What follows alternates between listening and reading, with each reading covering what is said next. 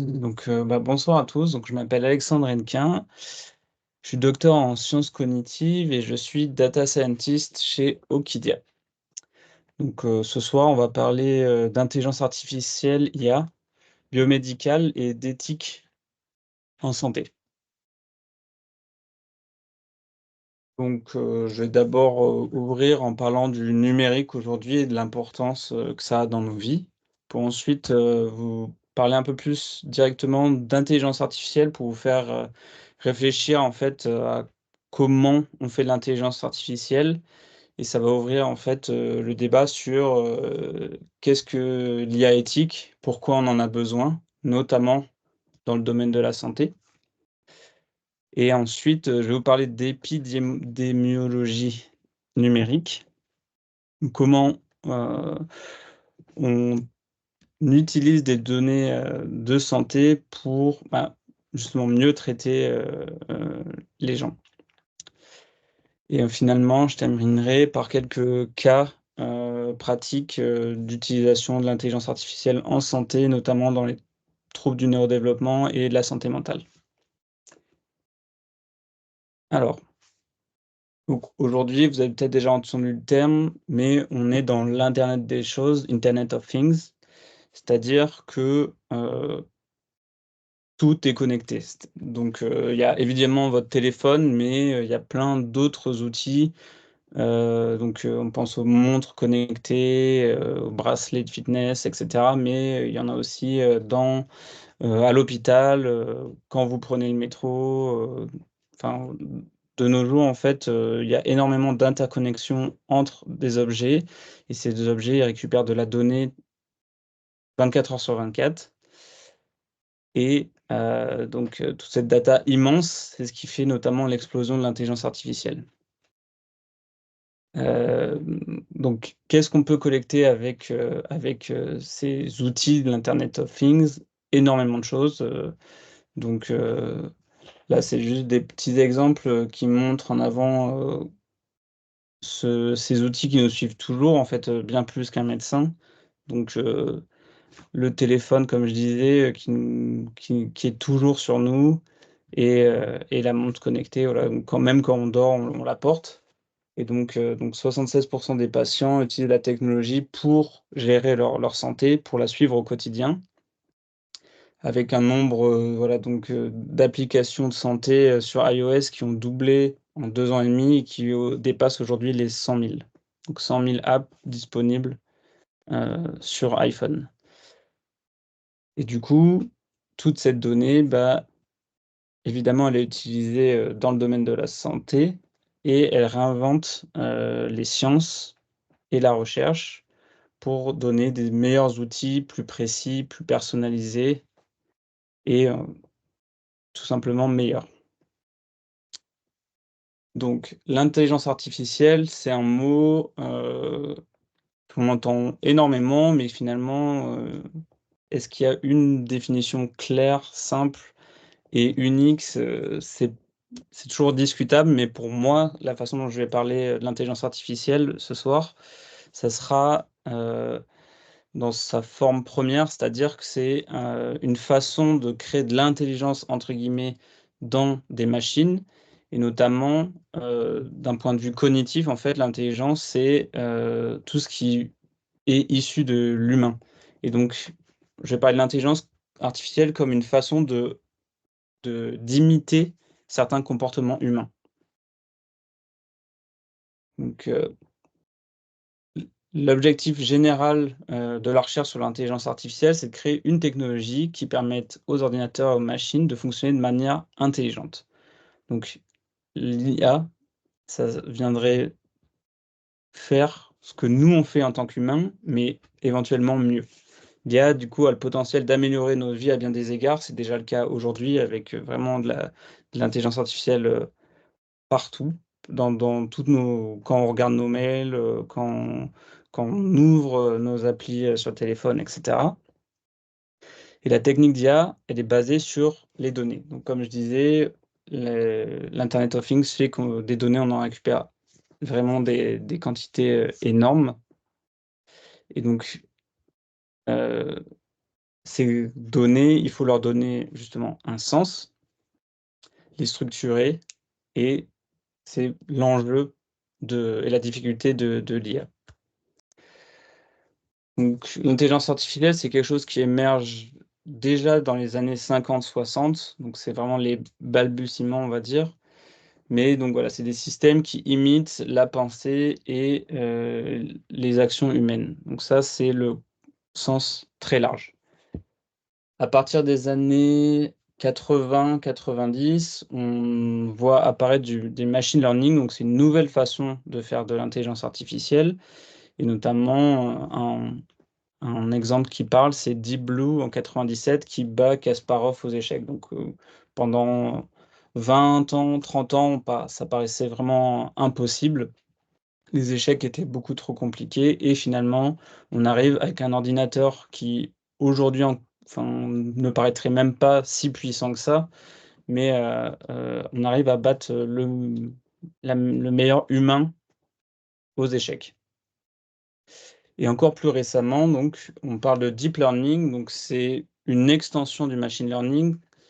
C'est notamment permis grâce, à toutes ces avancées qu'on a en termes de puissance de calcul. Mais c'est finalement du machine learning en plus, complexe. Donc, on arrive en 2016, il y a AlphaGo, donc, on va dire le successeur de Deep Blue, qui arrive à battre Lee Sedol au jeu de Go et donc, je ne sais pas si vous connaissez tous le jeu de Go, mais, heu, c'était vraiment l'équivalent pendant 20 ans, de cette question qu'on s'est posée par rapport à Deep Blue. C'est-à-dire que le jeu de Go est beaucoup plus, complexe en termes de possibilités de jeu, ce qui faisait que, si on abordait la même façon, les échecs que le jeu de Go, c'était impossible, pour une machine de battre un humain. Un humain suffisamment expert en tout cas. Donc on a créé de nouvelles techniques d'intelligence artificielle pardon, pour, heu, pour justement mieux utiliser, les données ou répondre à des questions, comme, gagner, au jeu de Go et ça, c'est grâce à la nouveauté de l'approche. Donc initialement, avant l'IA, ce qu'on faisait, c'est qu'on avait des données en entrée où, du coup, on formulait une hypothèse dessus.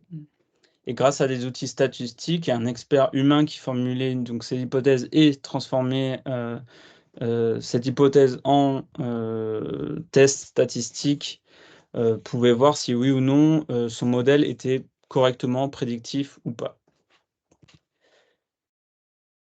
Et désormais, grâce à l'intelligence artificielle, la façon d'aborder le sujet, c'est plutôt qu'on va avoir des données d'entraînement et à l'inverse, on va avoir un outil qui lui, va immédiatement créer ce modèle prédictif. Donc c'est-à-dire que l'hypothèse, elle repose plus tant sur l'humain, mais plus sur, le modèle d'apprentissage automatique. Donc je vais reformuler ça plus simplement en disant que l'algorithmique classique, on donne en entrée une instruction qui est: «Dessine un chat» et l'algorithmique on a un certain nombre de règles disponibles qui permettent de dessiner, par exemple, et le résultat va être un chat. En intelligence artificielle, on fait l'inverse, c'est-à-dire qu'on donne toujours une entrée, une instruction, dessine un chat, puis le résultat attendu et grâce aux outils d'intelligence artificielle, on va le laisser justement, créer les règles.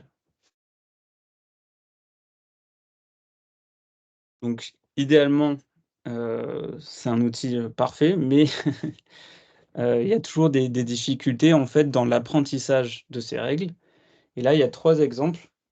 Donc à gauche, vous voyez un sous-apprentissage. Donc chaque point bleu représente la donnée d'entrée qu'on a de disponible et le tracé noir, c'est, la «règle» entre guillemets qui permet de créer ces points et en bleu clair, c'est ce qui va être appris par le modèle.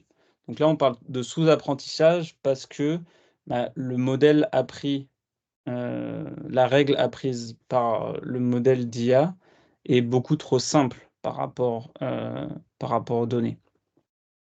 Un apprentissage correct, celui-là au milieu, du coup, serait beaucoup plus proche de la réalité, mais on peut se trouver aussi dans l'exemple inverse qui est un surapprentissage. C'est-à-dire que on a créé un modèle beaucoup trop complexe par rapport à la donnée. Il essaie de coller exactement point par point à ce qu'il croit voir, mais ça fait que, à l'inverse, il va totalement se tromper sur les endroits où il n'a pas de point. Donc, on peut voir, ici. Donc ça, c'est plusieurs, problèmes sur l'apprentissage, comment on fait apprendre, un modèle. Un autre style, de pr de d'erreur et de biais, qu'on voit lors de l'apprentissage, ça serait un biais de sélection ou d'échantillonnage. Imaginons que, je donne à mon outil seulement les points rouges qu'on voit sur ce graphe. Alors il va apprendre, naturellement juste une droite qui continue dans ce sens-là. Sauf que, imaginons par exemple, si ça serait, une représentation de la bourse, tout d'un coup, une action, bah, elle descend, elle fluctue et ça, c'est des points qu'on n'a pas aujourd'hui. Et bah, le modèle serait complètement faux et ça, ce genre de biais, donc on appelle ça un biais d'échantillonnage ou de sélection, c'est-à-dire qu'on n'a pas donné suffisamment de données représentatives à notre modèle pour qu'il soit bon. Ça peut créer, voilà, donc vraiment des soucis de biais et un exemple, ça va être celui de la reconnaissance faciale. Donc ça, c'est 3 modèles, disponibles, un de Microsoft, un de Face++, qui, est une compagnie, chinoise et IBM. Donc c'est des modèles qui reconnaissent à la fois le genre, donc homme-femme et l'ethnie. Donc là, il y a juste l'exemple des personnes blanches et des personnes noires. Et en fait, on voit que les modèles sont moins performants, heu, pour les personnes noires et ensuite pour les femmes noires. Donc ça paraît, comment dire? Donc c'est d'une part, c'est discriminant complètement, mais voilà, comment expliquer en fait, que, un modèle qui, pour dans ce cas-là, fait de la reconnaissance faciale, soit plus performant pour certaines personnes et pas pour d'autres? Ça, c'est typiquement, bah, un souci d'éthique et qu'il faut, adresser. Parce que notamment, bah, l'IA, elle est partout de nos jours. On peut penser à Siri, par exemple, heu, qui, ne reconnaît pas très bien certains accents et ChatGPT, qui ne sait pas parler toutes les langues et par Gmail, du coup, qui a des outils, on va dire plus, universels, mais qui peut aussi, gêner selon la langue ou par aussi, l'alphabet, pardon. Donc, tout de même, je tiens à tempérer, loin du fantasme de la science-fiction, l'IA est conçue pour réhumaniser la santé. Alors, donc, ce dont je parlais, les différents biais, ils apportent, quand même des questions qui peuvent être: comment garantir que les solutions utilisant, l'intelligence artificielle respectent la vie privée de leurs utilisateurs? Par quels moyens éviter que ces applications, par exemple, dans le domaine du recrutement, ne développent des biais et cetera?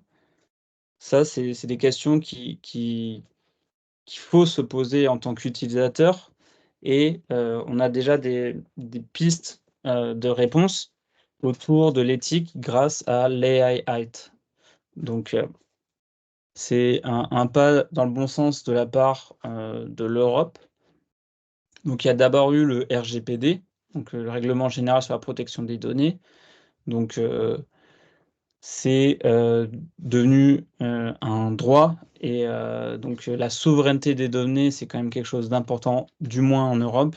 Donc à savoir que lorsque vous utilisez votre téléphone, Facebook ou votre monde connecté, vous avez le droit de garder la possession de ces données.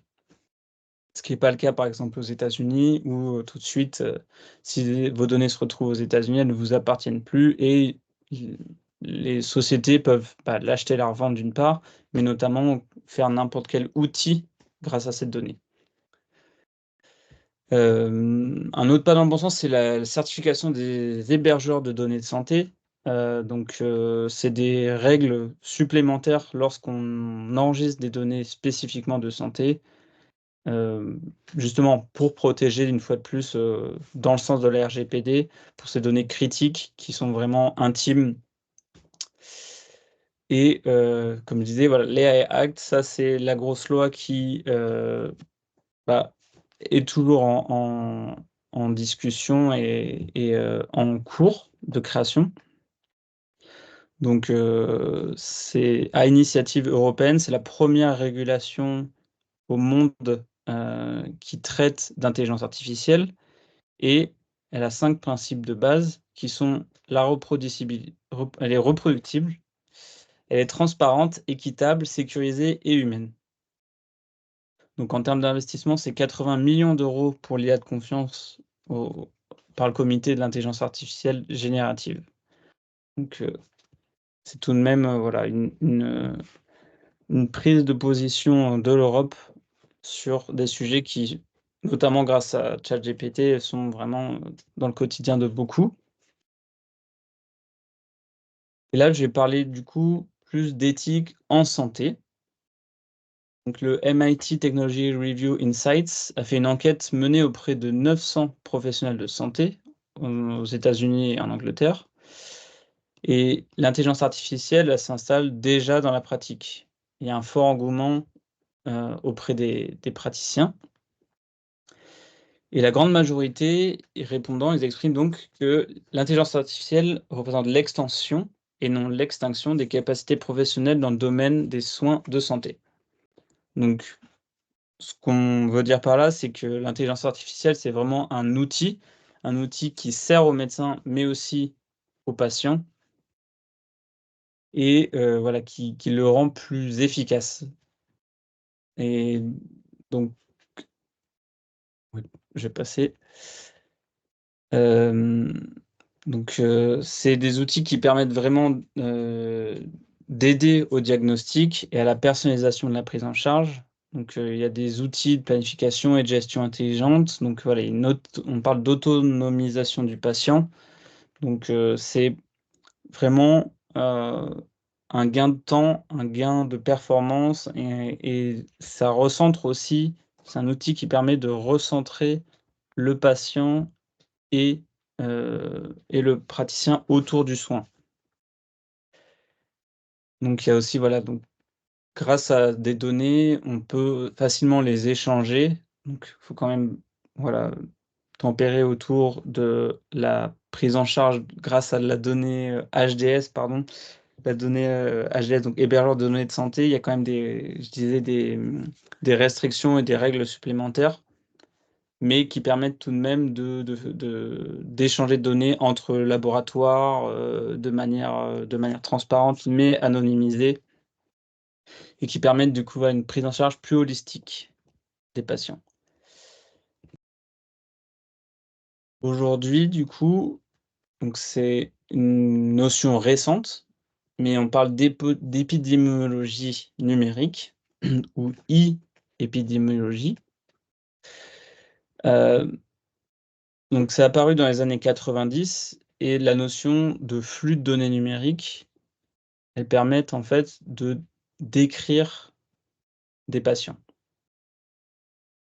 Donc grâce à l'internet of things et l'intelligence artificielle ça a vraiment explosé comme façon de penser et du coup, la santé publique, elle va vers une médecine des 6 P, donc préventive, prédictive, participative, personnalisée, pertinente et pluriprofessionnelle. L'idée, c'est que toutes les traces de données du comportement humain peuvent potentiellement être réaffectées en information médicale. Donc notre façon de nous comporter indiquerait éventuellement des troubles ou non et La problématique, c'est que, en fait, dans notre comportement, il y a éventuellement des données non pertinentes, du bruit. Il faut en extraire, en fait, les bons indicateurs, les bonnes caractéristiques qui nous permettraient de dire, et de nous aider à nous aux soins, au parcours de soins. Donc l'approche ce genre d'approche, elle est, transdiagnostique, c'est-à-dire qu'elle part du génome au phénome et elle traverse donc là, ce qu'on voit comme représentation, c'est, tout en bas le génome et tout en haut la population et c'est, les différentes façons d'exprimer, hem, le les données d'une personne. Donc on va pouvoir représenter, par exemple, tout en haut, une maladie au niveau d'une population et remarquer que, certaines personnes sont souvent malades de la même manière et peut-être qu'on peut traverser ces différents étages et dire, par exemple, qu'on voit au troisième niveau en partant du haut, que tels organes, ils ont des similarités entre ces personnes. C'est cette approche, on va dire, transdiagnostique et transversale, de la maladie qui nous permet de mieux la comprendre également. Donc un atout majeur du numérique, c'est, sa présence avec presque 5 milliards d'individus connectés dans le monde, ce qui représente plus de 60 de la population mondiale et 22 milliards d'objets connectés, pour une moyenne de 5 objets par personne. Et comme on le voit sur ce graphe, c'est une trend qui augmente d'autant plus avec voilà donc, on le sait, un monde de plus en plus connecté. Hem, les données, récoltées par ces différents, appareils connectés, elles sont massives et elles sont très, multimodales. C'est-à-dire que rien qu'un appareil, tel qu'un téléphone est capable d'enregistrer plusieurs types de données. Donc à la fois de l'audio grâce à un micro, des données GPS qui nous suivent toute la journée, un accéléromètre pour avoir vraiment, des choses sur le déplacement, plus précises et là comme on voit, un détecteur de luminosité.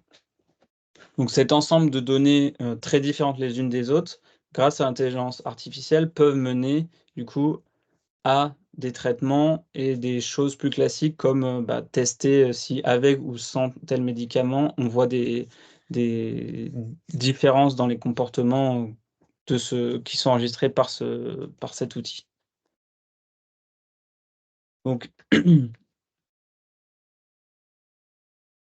ce graphe, il représente, vraiment l'idée que je décrivais plus tôt, qui est la difficulté en fait de partir en bas envers de senseurs, donc par exemple un micro, vers une caractéristique pertinente, par exemple l'environnement acoustique s'il est, bruyant ou calme et le relier enfin à une caractéristique plus haut niveau mental, par exemple le stress. Donc pour lier, heu, depuis par exemple l'enregistrement d'un micro jusqu'au stress en fait, c'est là toute la voilà, la difficulté, de la recherche et ensuite, évidemment lier, le stress à un trouble directement, par exemple, le TSA, le D10, c'est pardon, c'est l'enjeu, de l'intelligence artificielle en santé. Hem, donc voilà, c'est une autre façon de représenter, ce dont je vous parle. Donc le transdiagnostic, voilà, c'est cette façon de voir des données multimodales, donc qui viennent de plusieurs senseurs et raccrocher ça à, un trouble ou un traitement. Un exemple, donc dans ce papier, de 2020, on a, des personnes dyslexiques et non dyslexiques, qui ont juste grâce à leur écriture et un modèle de reconnaissance, d'écriture justement, ce modèle, il a pu détecter en fait, la dyslexie.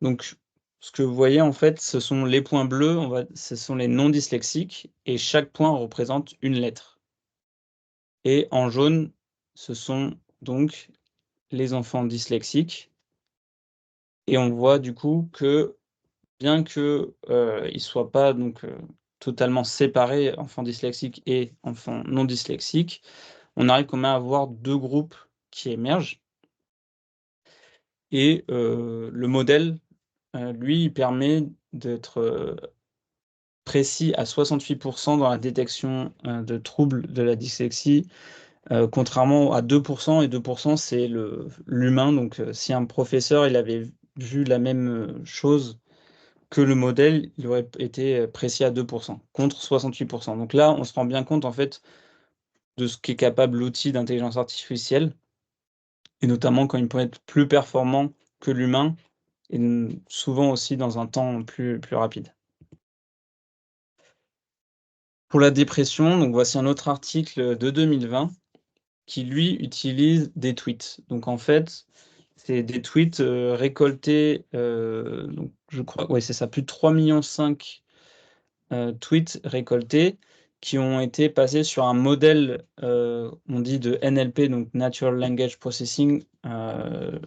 J'ai pas le mot français, mais du coup, il comprend en fait, les mots, un peu à la ChatGPT et il va, sur chacun de ces tweets, donner un score d'anxiété, un score de stress, et cetera et là, on arrive à des performances très fortes où en fait, à 88 le modèle peut prédire si oui ou non il y a des risques de dépression. Avec une prédiction temporelle, un risque max, environ 7 fois plus élevé dans les 10 jours.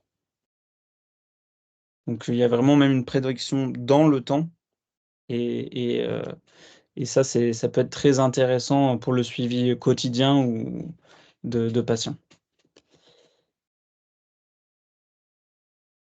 Enfin, les troubles du spectre autistique. Donc cet article-là, il est très intéressant parce qu'il va, remettre, en lien plusieurs choses, dont j'ai parlé, à savoir que l'approche de cet article, c'est de remettre et le patient et le clinicien, heu, au impliqués, dans la détection ici de troubles du spectre autistique chez un enfant et cet article, il propose donc 3 3 différentes approches de récolter de la donnée. Une, ça va être un questionnaire destiné aux parents. Un second, c'est une vidéo, courte de l'enfant, sur lequel il y a justement un second questionnaire pour les parents et enfin un troisième questionnaire destiné à un clinicien, un professionnel et les résultats, donc tout à droite, la façon de le lire en fait, c'est que plus la courbe est en haut à droite et plus le modèle est efficace.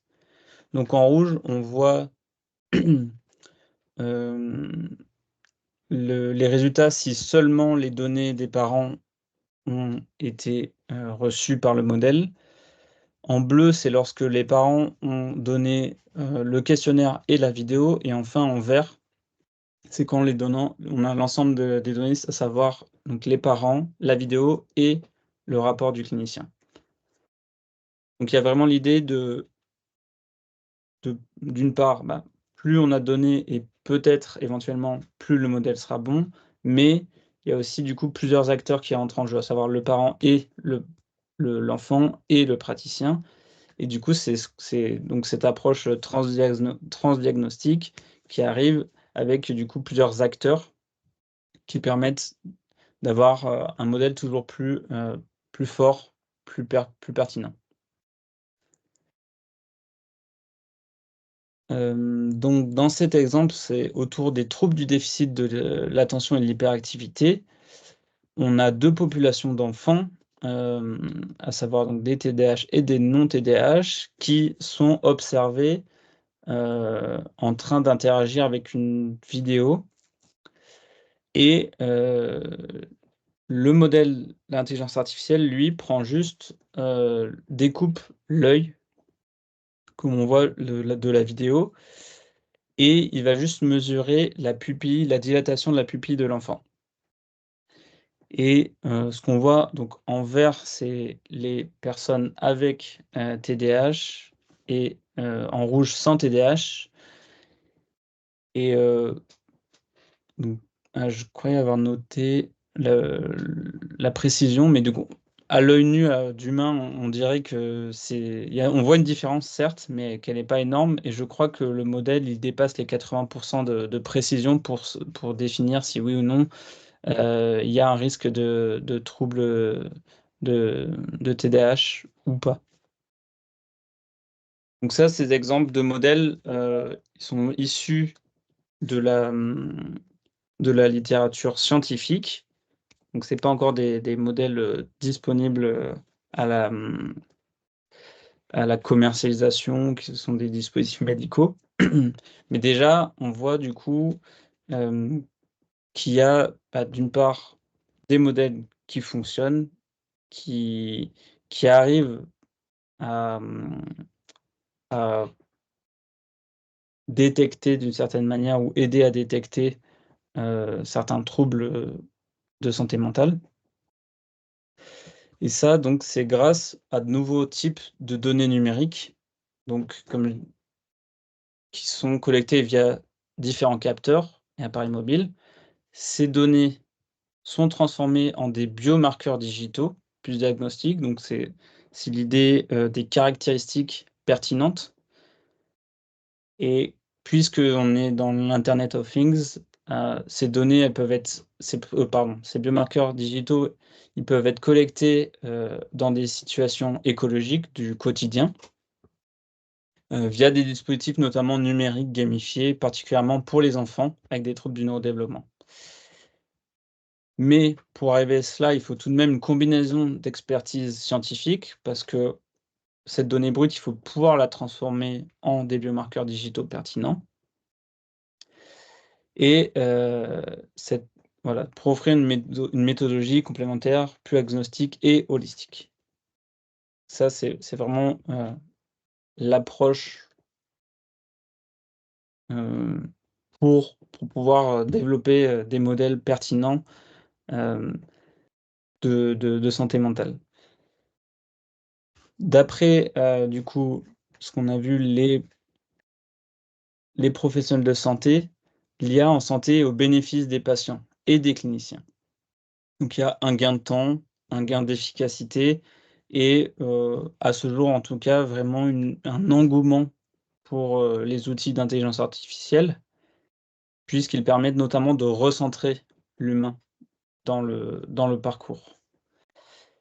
Mais on a toujours de nombreuses questions qui gravitent, autour de l'IA dans le domaine de la santé. À savoir là, voilà, donc la déshumaniation des soins, le transhumanisme, stockage de données, c'est toujours des risques. C'est pour ça que l'éthique doit rester une des préoccupations principales de la mise en place de l'intelligence artificielle dans les domaines de santé.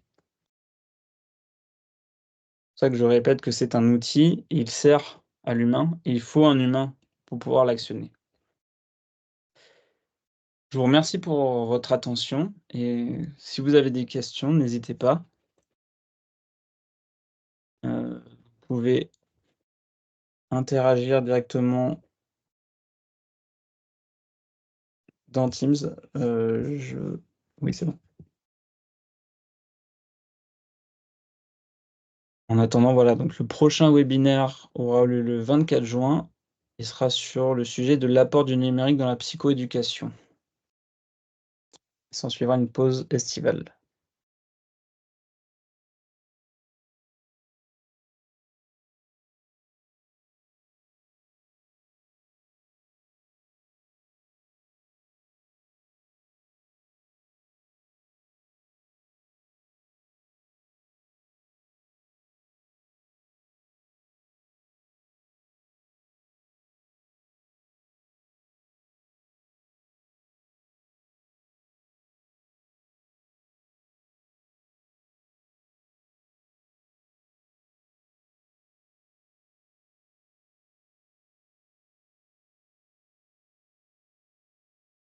T'as une question dans le chat, Alexandre? Ouais, je suis en train de voir justement. Ok, je savais pas si tu veux. Alors, donc, voilà, oui, c'est des questions-réponses, du coup, vous aurez pas accès au micro, mais il n'y a pas de souci, donc je répète. Vous avez dit que l'IA rendait la santé plus humaine, finalement. Qu'est-ce que vous entendez par là? Donc, l'intelligence artificielle, comme c'est utilisé en tout cas en santé, c'est un outil ou un outil qui va vraiment étendre les capacités du praticien et qui permet notamment de faire le lien entre le praticien et le patient. Donc justement, c'est pour ça que je parle que l'IA rendait la santé plus humaine, c'est qu'il y a plein de tâches répétitives, notamment, que l'IA peut prendre en main et justement délester le praticien qui, lui, va pouvoir se recentrer sur le patient.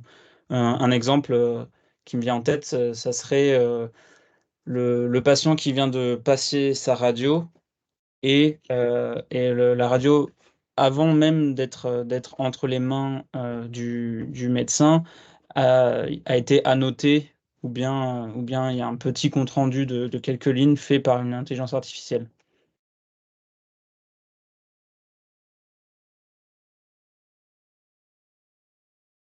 Donc voilà, c'est plus dans cet aspect-là.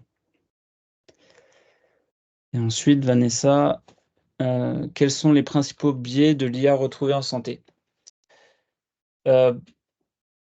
Alors, c'est une question suffisamment ouverte, mais donc moi, là, tout à l'heure, j'ai parlé notamment du biais de sélection. C'est-à-dire qu'on entraîne un modèle sur des données qui ne représentent pas la totalité des données possibles. Et donc, c'est pour ça que la reconnaissance faciale chez les femmes noires était moins forte.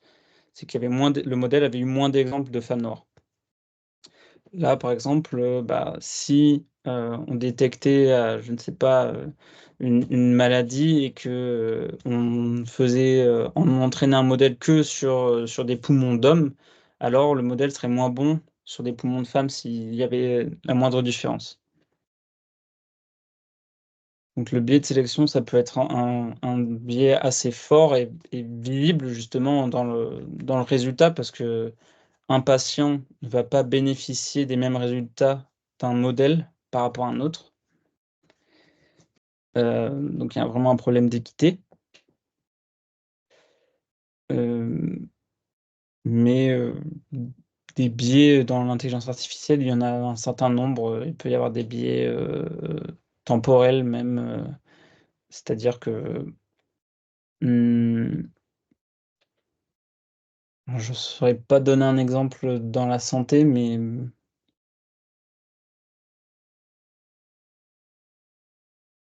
des biais de confirmation.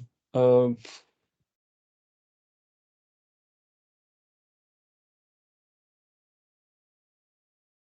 alors je vais dire oui et non. Heu, c'est le problème des biais en intelligence artificielle, c'est que le biais vient en fait de la façon dont on entraîne le modèle. Voilà, donc une bonne réponse, les biais générés par l'IA sont autant de sujets non abordés, de recherche non abordés. Donc c'est un peu là où je voulais en venir. C'est-à-dire que un modèle est aussi bon que la façon dont on l'entraîne. Et donc, si on ne pense pas à toutes les façons d'entraîner, il y aura un biais dans notre jeu de données d'entraînement, et ce biais se répercutera dans la façon de procéder de notre modèle. Donc finalement, le biais, il vient au moment de la création du modèle, et souvent il vient du coup par la personne, puisqu'il y a forcément un humain qui va créer ce modèle. Il va venir, voilà, du facteur humain et de la personne qui va créer ce modèle. Je crois que je regarde si j'ai pas raté de questions.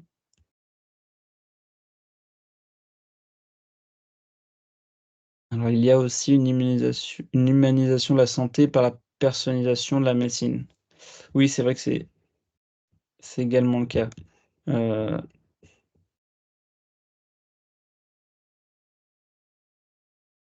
Quelles sont les principales barrières éthiques aujourd'hui pour l'IA en santé? Y a-t-il un gap important entre les US? Alors, il y a mmh, alors on va dire qu'il y a moins je vais pas appeler ça de barrières, mais il y a moins d'attentes,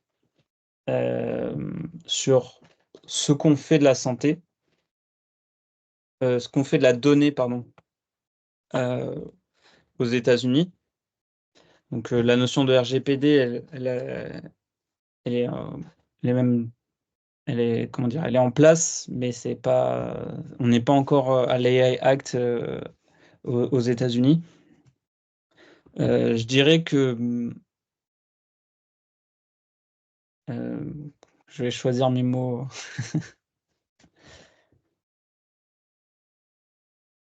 Mmh, je parlerai pas, en fait, voilà, je vais plutôt partir dans ce sens-là. Je dirais pas que c'est des barrières éthiques parce que finalement, il y a beaucoup d'enjeux, dans la santé, et ça serait à tort de voir ça comme des difficultés. En fait, c'est plutôt des garde-fous qui nous permettront de faire, les choses bien, et aujourd'hui, en tout cas, il est moins demandé, sur certains sujets, notamment de données, aux États-Unis par rapport à l'UE. Mais, la réglementation pour pouvoir faire un dispositif médical, notamment donc à dispo, qui utilise directement des outils de santé et qui soit à destination des médecins, c'est sensiblement, la même complexité. Donc le domaine de la santé exige naturellement, heu, hem, des barrières éthiques et réglementaires.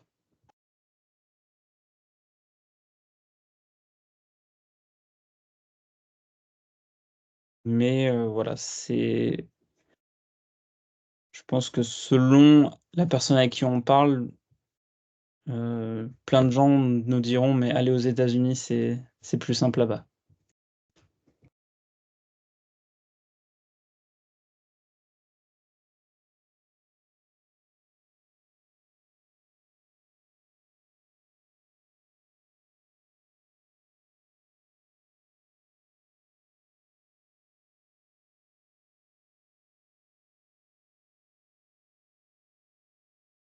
C'est ça, exactement.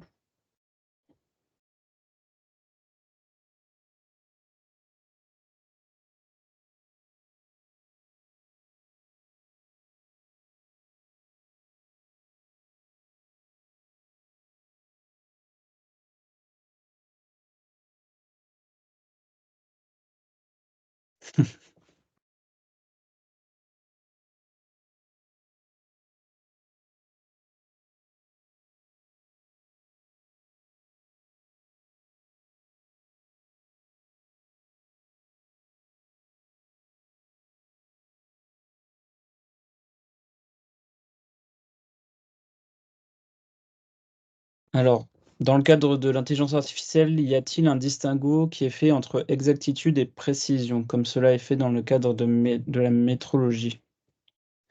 Je suis pas sûr de savoir la différence moi-même en métrologie entre exactitude et précision, mais je dirais que, bah, voilà, je dirais que oui. Hem, en fait, on a toute une panoplie de mesures d'efficacité de modèle. Donc on va parler de précision, mais il peut y avoir des mesures plus complexes et justement on peut pénaliser, par exemple, on peut pénaliser beaucoup plus fort un modèle qui se trompe que quand il a faux. Pardon, je vais reformuler. On peut pénaliser, par exemple, un modèle qui ne détecte pas quelque chose beaucoup plus que si, par exemple, il le détecte et qu'il n'y a rien. C'est notamment le cas, heu, où on veut, par exemple, que, qu'un modèle, nous dise de faire attention, j'ai détecté une erreur, plutôt que de rater cette erreur.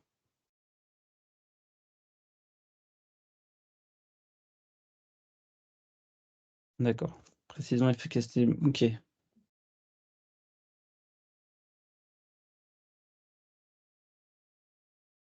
Est-ce qu'en santé et le milieu médical dans son ensemble, l'intelligence artificielle devient vraiment prépondérante ou c'est encore plutôt vu comme une fantaisie pour l'instant? Je pense que c'est en transition. On est encore en transition. L'IA, elle, elle s ah, on va pas être d'accord alors Vanessa. On va dire qu'aujourd'hui, là où l'IA s'impose, en santé dans le milieu médical, ça va être, tout ce qui est, dans computer vision qui est j'ai plus mon mot en français, désolé, qui est le traitement d'image. Donc, voilà, l'analyse d'image. Parce que, c'est les images les mieux, annotées et les plus disponibles, donc des radios, des scans, IRM et cetera. C'est c'est ce qu'on a de plus, concret en termes de données médicales et de plus, on va dire, propre pour entraîner des modèles et en fait, on a vu, il y a pas mal de papiers scientifiques, qui ont montré que, bah, des modèles entraînés notamment sur des technologies de plus en plus récentes, de traitement d'image, dépassent les annotateurs humains, donc dépassent les médecins et donc sans que donc je pense que c'est là où Vanessa du coup va dire: «Attention», c'est qu'en fait donc voilà, ces modèles sont performants certes, mais ils se trompent toujours. Du coup, la question de l'éthique, elle vient tout de suite. C'est-à-dire, bah, il faut un médecin pour, prendre une décision et c'est là aussi l'idée de que l'IA aide, à recentrer l'humain. C'est que voilà, elle peut pas elle peut pas se suffire. Il faut forcément un humain qui puisse trancher, qui puisse décider et un modèle, aussi bon soit-il, ne sera jamais à 100 dans de précision ou d'exactitude. Il ne pourra pas enfin, c'est voilà, c'est inatteignable et du coup, bah, il faut forcément, un deuxième acteur expert pour pouvoir faire cette décision.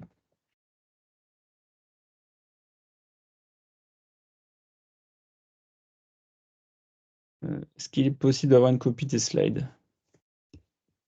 A priori oui, de toute façon,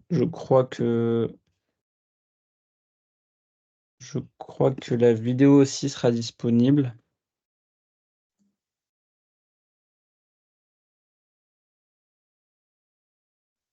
Oui, Vanessa, tu peux parler. Oui, tu es organisatrice, je pense que tu peux parler.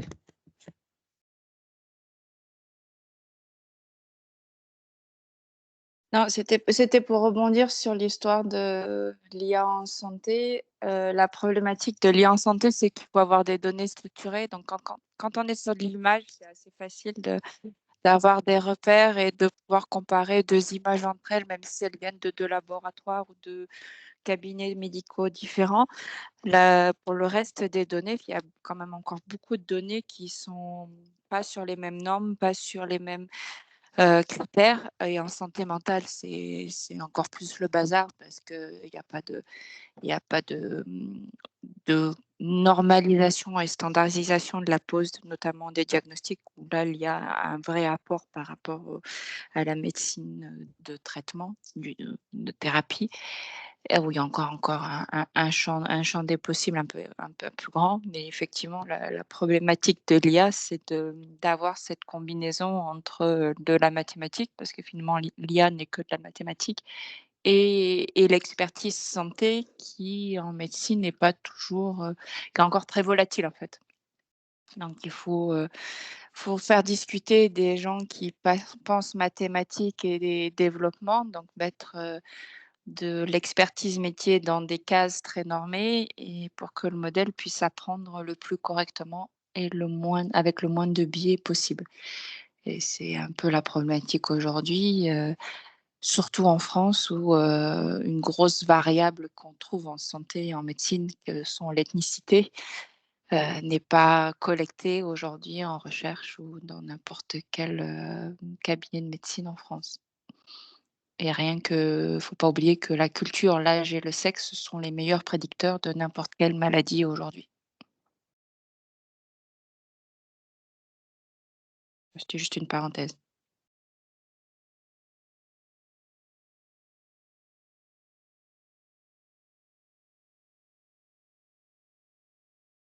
Merci Vanessa. Alors je crois pas avoir raté de questions, mais je sais pas si quelqu'un voulait encore faire une remarque.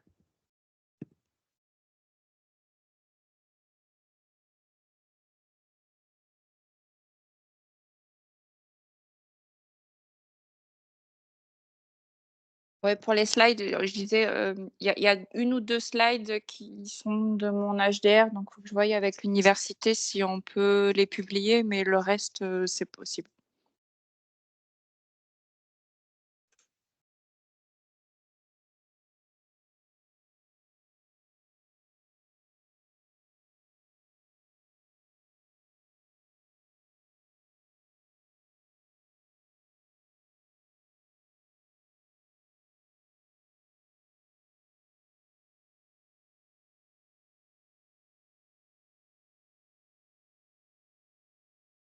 Ah oui, oui, c'est c'est là où l'intelligence artificielle est impressionnante aujourd'hui. Voilà, c'est qu'elle voit des schémas, des patterns que l'humain, voilà, on pourrait pas déceler. Ouais, c'est un peu comme les Amazones, hein. Vous avez les IA d'Amazon ou de sites qui ont l'air plus trivial, Facebook et Twitter, où finalement, le fait de donner sa donnée constamment, plusieurs fois par jour, font qu'ils seront capables de vous connaître mieux que vous. Alors eux, ils l'utilisent pour Vendre des des choses. fonctions, voilà, de vendre des choses. C'est du marketing, c'est du business derrière. Mais il y a tous les travaux de Christian Montag à l'Institut Max Planck en Allemagne, qui a fait la même chose. Finalement, il a repris tout ce que fait Facebook et WhatsApp, mais en essayant de faire des corrélations avec différents troubles psychiatriques. Et finalement, les algos sont aussi bons, quoi. Il suffit juste de faire les bonnes corrélations avec les bonnes expertises et finalement, on a toute notre vie sur notre fameux téléphone ou nos ordinateurs parce C'est sûr. qu'effectivement, on va pas avoir les mêmes messages, cliquer sur les mêmes choses, même la façon de cliquer et le rythme de cliquer, est significatif de comportement. Il y a pas mal de travaux déjà dessus. Donc oui, effectivement, il y a pas mal de comportements, inconscients qui révèlent, et qui pourraient potentiellement être, utilisés comme du monitoring ou en tout cas du suivi ou de la prévention.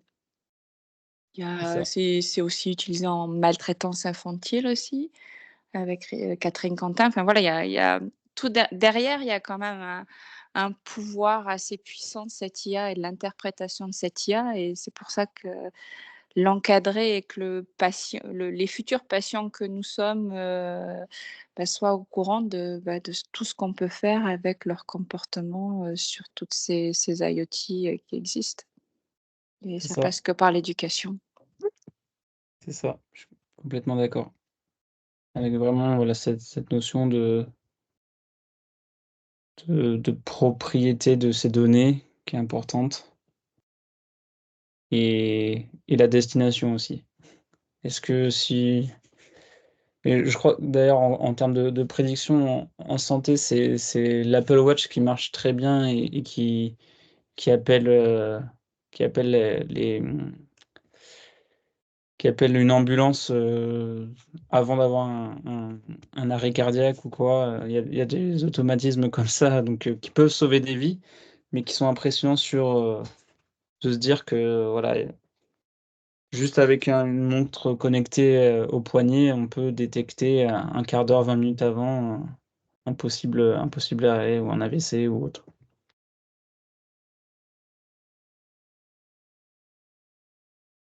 Mais après, ouais, ces données qui permettent de détecter ou d'entraîner ces modèles, bah, qu'est-ce qu'elles deviennent? Est-ce qu'elles servent à autre chose? Est-ce que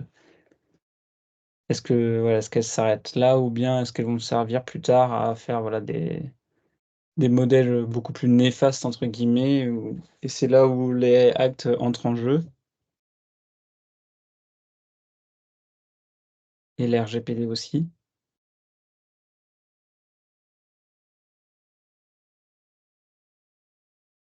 et donc c'était ce qui se disait plus tôt, donc à savoir, voilà, quel modèle, entre guillemets «va gagner». Mais, moi, personnellement, je pense que déjà moralement, c'est une très bonne chose, à la fois l'RGPD et l'AI Act et que sous couvert d'innovation, heu, il faut quand même, un peu d'éthique, ne fera jamais de mal. Bah, si on a merci beaucoup pour ces échanges et bravo pour la qualité des slides. Bah, merci à vous, merci, d'être venus.